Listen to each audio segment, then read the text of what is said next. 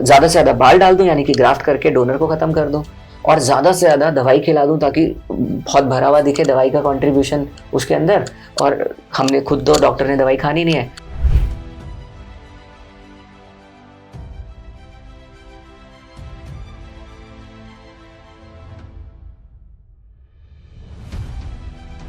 अब कानपुर से है आपका ट्रांसप्लांट, हमने यहाँ दिल्ली में किया, तो आप कानपुर से बार बार अगर पीआरपी कराने आते तो कितना अनकंफर्टेबल होता आपको? बिल्कुल होता या नहीं होता? सो ऐसे बहुत सारे लोग हैं जो डिस्टेंस के चलते अपने ट्रांसप्लांट नहीं कराते उस जगह पर जहां पर कि अच्छा हो। वो सोचते हैं हमारे शहर में ही करा लें तो बहुत अच्छा है। कभी ये ख्याल आया था आपके मन में भी? एक दो दफा आया, बट वही ना कि मेरा माइंडसेट आपके लिए था।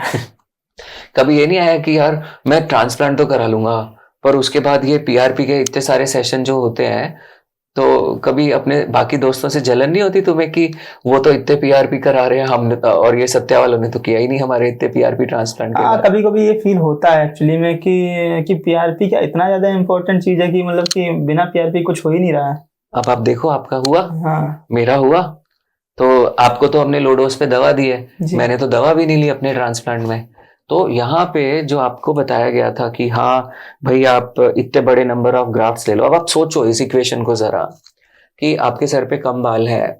अब कोई डॉक्टर शायद अपने स्किल सेट को लेके उतना कंफर्टेबल नहीं है।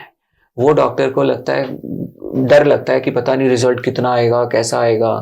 और वो डॉक्टर आपकी सेहत और आपके डोनर की फिक्र ना करके वो अपने डर को एड्रेस कर रहा है ट्रांसप्लांट करते वक्त कि ज्यादा से ज्यादा बाल डाल दूं, यानी कि ग्राफ्ट करके डोनर को खत्म कर दूं, और ज्यादा से ज्यादा दवाई खिला दूं ताकि बहुत भरा हुआ दिखे दवाई का कंट्रीब्यूशन उसके अंदर, और हमने खुद तो डॉक्टर ने दवाई खानी नहीं है। दवाई किसने खानी है? मरीज ने। साइड इफेक्ट होगा मरीज को होगा, टॉलरेंस बनेगी मरीज को होगी, पर नाम किसका होगा? डॉक्टर साहब का, है ना। सो दवा के बारे में, हेयर ट्रांसप्लांट के बारे में अगर आप अपने सारे के सारे रिसोर्सेज को उस तरीके से इन्वेस्ट कर दो, मान लो आपने अपने पुराने में ट्रांसप्लांट अगर कराया होता तो आज 11 महीने के बाद आप फुल डोज दवा खा चुके होते। माने कि आपने हफ्ते में यदि 2 दिन दवाई खाई है सपोज, तो आपकी महीने की 8-9 mg के करीब दवा हो गई।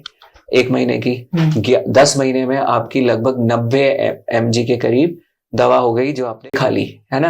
अगर हम 9 और अगर आप वो फुल डोज वाला खाते तो आप पर मंथ 30 mg खाते, और 10 महीने में आप 300 mg पर होते हैं।